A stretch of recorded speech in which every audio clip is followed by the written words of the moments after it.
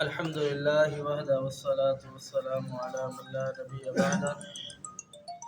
أما بعد فأعوذ بالله السميع العليم من الشيطان الرجيم. بسم الله الرحمن الرحيم. قال الله تبارك وتعالى: والبلد الطيب يخرج نباته بإذن ربه والذي خبث لا يخرج إلا نكدا كذلك نصرف الآيات لقوم يشكرون. والبلد الطیب، اور پاکیزہ شہر، یخرج نباتہ، نکلتی ہے اس کی کھیتی، بِإِذْنِ رَبِّهِ، اللہ رب العالمین کے حکم سے، اس کے اذن سے، والذی، اور رہا وہ کھیت، خبث، جو ناپاک گندہ ہو، خبیث ہو، لا یخرج، نہیں نکلتی اس سے، الا نکدا، مگر ناقدہ، ایسی کھیتی جو ناقص ہو، کذالک، اسی طریقے سے، نصرف الآیات، ہم پھیر کر کے بیان کرتے ہیں اپنی نشانیوں کو، لقوم یشکرون، ایسی قوم کے لیے جو شکر کرے۔ اس آیات مبارکہ میں اللہ رب العالمین نے مومن بندہ، مسلمان بندہ اور کافر منافق کی مثال بیان فرمائی ہے۔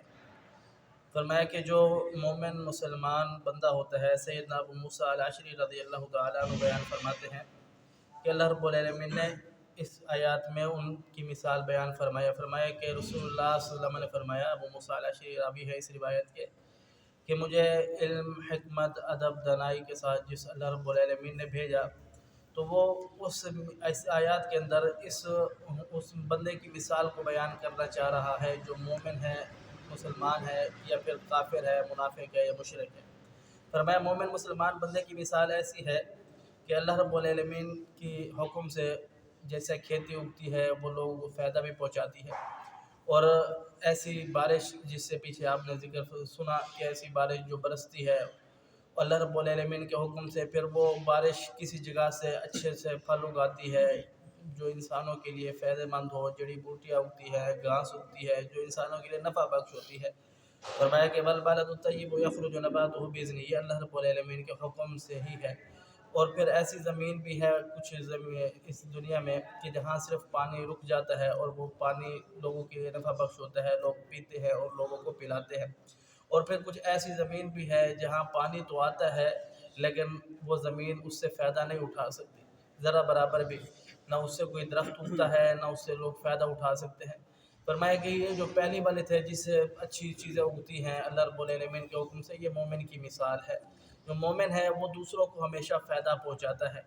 اور دوسرا مثال دی ہے کہ جو جہاں بارش بھی پہنچتی ہے، اللہ رب العالمین کی رحمت بھی پہنچتی ہے، لیکن وہاں پانی رکتا نہیں ہے، نہ اس سے کوئی سرسبزہ نکلتا ہے۔ اگر بالفرض نکل جائے تو بیان فرمایا کہ والذی خبث لا یخرج الا نکدا، ناقص کھیتی کے سوا کچھ بھی نہیں نکلتا جو انسانوں کے لیے کسی کام کا نہیں ہوتا۔ فرمایا یہ کافر کی مثال ہے۔ مومن کی مثال یہ ہے کہ وہ ہمیشہ مسلمانوں کے لیے، اسلام کے لیے نفع بخش ہوتا ہے، اور جو کافر ہوتا ہے وہ تمام انسانیت کے لیے نقصان دہ ہوتا ہے۔ تو یہاں اللہ رب العالمین نے مومن اور کافر کی مثال بیان فرمائی۔ آگے رب تعالیٰ بیان فرماتا ہے کذالک نصرف الآیات، اسی طریقے سے ہم پھیر کر کے نشانیاں بیان کرتے ہیں تاکہ تم لوگ نصیحت حاصل کرو، لقوم یشکرون، ایسی قوم کے لیے جو شکر کرے۔ اللہ رب العالمین قرآن پاک کے اندر بے شمار جگہوں پر ارشاد بیان فرماتے ہیں کہ اے میرے بندو میرا شکر ادا کرو، میرا کفر نہ کرو۔ اللہ رب العالمین کا شکر کیا ہے؟ اللہ رب العالمین کا شکر یہ ہے کہ اللہ رب العالمین نے جو دیا ہے اس چیز پر راضی ہو جانا۔ اگر اللہ رب العالمین نے دکھ دیا ہے تو اس چیز کو ماننا کہ اللہ رب العالمین کی طرف سے، اور کاٹنے والا بھی اللہ کی ذات ہے۔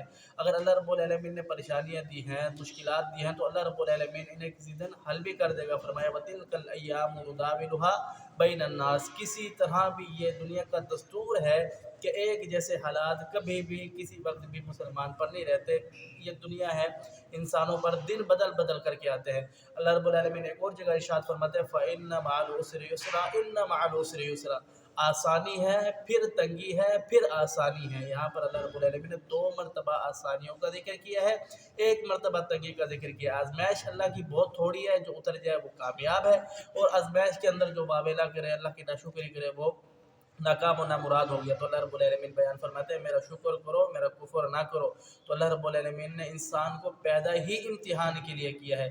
جو شخص اللہ رب العالمین کے امتحان میں فیل ہو گیا تو پھر وہ نہ دنیا کا رہا نہ آخرت کا رہا. دنیا کے اندر تو وہ ویسے واویلا کر رہا ہے, آخرت بھی اس کی برباد ہوگی. اللہ رب العالمین سمجھنے عمل کی توفیق دے. اقول قولی ھذا استغفر اللہ لی و لکم ولسائر المسلمین.